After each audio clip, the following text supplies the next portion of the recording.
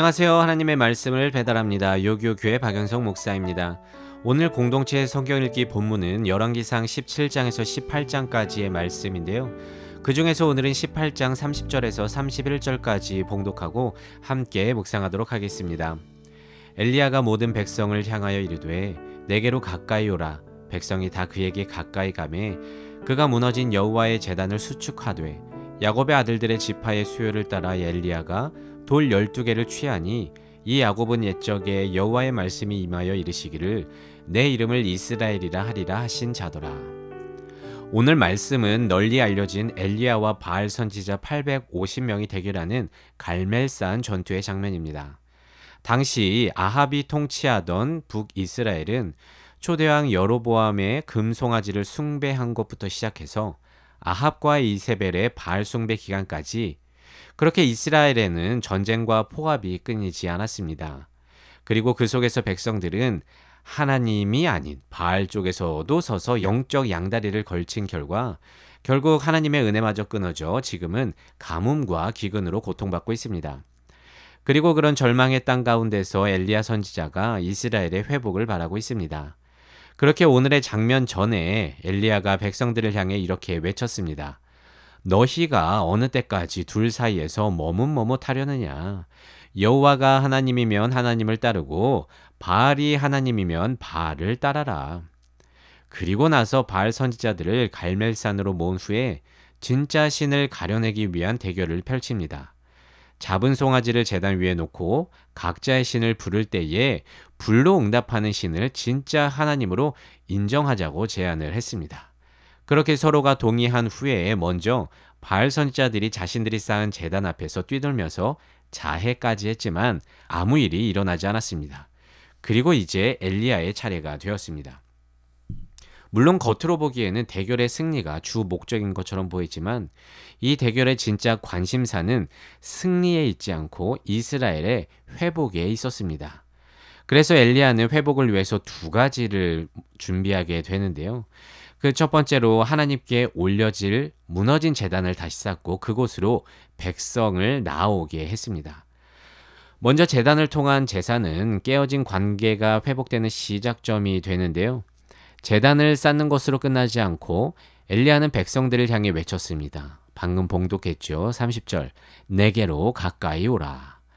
그러니까 관계의 회복을 위해서 너무 당연한 말이지만 하나님께 가까이 나아가야만 합니다. 종종 사람들은 알아서 잘 믿겠습니다 하면서 예배도 쉬기도 하는데요. 잘 믿기 위해서는요, 제단을, 그러니까 예배 자리로 나아가야 합니다. 주께로 가까이 가야 합니다. 예배 자리로 나아가지 않는데 기도의 제단을 쌓지도 않는데 어떻게 잘 믿을 수 있겠습니까? 교회에 가지 않아도 하나님은 어디에도 계시니 혼자서도 잘 할게요 라고 할 수도 있겠지만 네, 그런 상황은요, 무인도와 같은 상황이라면 괜찮겠지만 신앙은 공동체적이기 때문에 혼자서 제단을 쌓고 주께 나아가는 것은 실로 쉽지가 않습니다. 그래서 함께 주께로 나오는 예배를 드리자고 하는 것입니다. 그리고 회복을 위한 두 번째 준비는요, 엘리야가 주님의 말씀에 근거하여 기도를 했다는 것입니다. 31절입니다. 야곱의 아들들의 지파의 수요를 따라 엘리야가 돌 12개를 취하니 이 야곱은 옛적에 여호와의 말씀이 임하여 이르시기를 내 이름을 이스라엘이라 하리라 하신지라. 여기서 돌 12개는 이스라엘의 12지파를 하나의 통일체로 여기고 있다는 뜻인데요.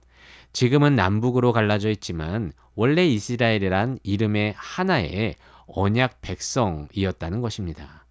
특히 이스라엘이란 이름은 옛적 야곱이 야복 강가에서 하나님께 받은 이름 아니겠습니까? 이스라엘은 그렇게 하나님과 특별한 관계 안에 있는 백성들이며 그 전에 베델에서부터 하나님은 야곱에게 내 자식의 땅의 티끌같이 될 거라고 축복을 해주셨습니다. 그리고 네가 어디로 가든지 너를 지켜주겠다고 약속까지 해주셨었죠. 그래서 엘리야는 주가 약속하신 그 말씀에 근거해서 자신들과의 관계를 확정하고 가뭄과 기근의 현실이 개선되는 것을 넘어 이스라엘 전체를 회복시켜 줄 것을 기도한 것입니다. 그러자 신실하신 하나님은 다시 자기에게로 나온 백성들 앞에서 이전 언약들에 대해서 응답이라도 하듯이 제단에 불을 내려주셨고요. 그와 함께 3년여 동안 내리지 않았던 비까지 내림으로 이스라엘의 회복을 선물하셨습니다. 그리고 이 모습은 현재를 살아가는 우리네 신앙 회복에도 여전히 유효한 하나님의 말씀입니다. 혹시 믿는다고 하지만 우리네 마음에 영적인 가뭄이 들어서 메말라 있는 분들이 있습니까? 그래서 하나님의 능력을 의심하고 다른 어떤 것 사이에서 머뭇머뭇거리고 있습니까? 그렇다면 오늘의 말씀을 빌어서 내 인생의 무너진 제단을 먼저 쌓아보길 원합니다. 주가 임재하는 예배 자리로 나와서 말씀을 근거로 주께 기도해 보기를 원합니다. 그래서 오늘은 이렇게 기도하며 회복을 소망해 보고 싶은데요. 내가 어디로 가든지 함께 해 주시겠다고 말씀하신 주님, 두려워 말고 놀라지 말라 나의 하나님이 되어주신다고 말씀하신 주님, 부르짖으라 내게 응답하겠다고 말씀하신 주님, 지금의 나의 모든 상황을 잘 아시오니 나를 회복시켜 주시옵소서. 나의 메마른 영혼에 성령의 단비를 내려주시고 무너진 제단을 다시 쌓아 올릴 때에 그 위에 성령의 불을 내려 주시옵소서. 그렇게 오늘의 이스라엘처럼 회복을 위한 두 가지를 실천해 나갈 때에 우리 모두에게 주님의 회복이 임하는 축복이 있기를 진심으로 소망합니다. 말씀을 묵상하며 내 삶에 적용하기를 원합니다. 회복을 위해 내가 지금 할 수 있는 일, 제단을 쌓고 하나님께 나아가는 것, 혹은 말씀에 근거하여 기도하는 것 등에 대하여 결단함으로 실천해 봅시다.